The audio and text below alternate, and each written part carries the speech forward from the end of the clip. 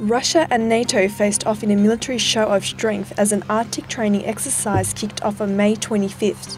115 fighter aircraft and 3,600 soldiers from 9 Nordic nations and NATO member states took part in the war games in the Arctic region near Russia. The participating NATO countries included the United States, Britain, Germany, France, the Netherlands, Switzerland, as well as Sweden, Norway and Finland. The military exercise escalated to a show of strength after Russia launched a massive 4-day surprise drill in response. The Russian manoeuvre, which started in the Ural Mountains and western Siberia, features 250 aircraft and 12,000 military personnel, thus outnumbering the joint NATO exercise.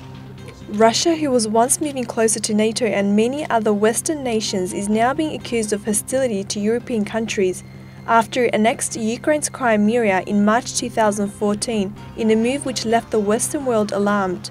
The West frequently accuses Russia of taking a threatening military posture in the Baltic and Nordic regions. Sweden and Finland have complained of Russian violations such as moving submarines within their territorial waters. Despite Russia being accused of bullying smaller countries by the West, the Kremlin claims that it is not the only state in the region causing trouble. Russia is angry that NATO is establishing stronger ties with Eastern European countries and accuses it of provoking confrontation over the Baltic Sea by deploying spy planes around the Russian border.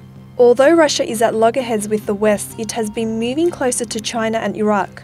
On May 17, Russia and China launched a joint military sea cooperation exercise with 9 warships, which passed through the Bosphorus and Dardanelles straits into the Mediterranean. Deputy Commander of the Russian Navy Vice-Admiral Aleksandr said the goal of Russia-China joint drills was to boost stability and counter new challenges and threats at sea. Russian President Vladimir Putin has been keen to show the West he has support from old friends and has called Iraq Russia's reliable partner in the Middle East.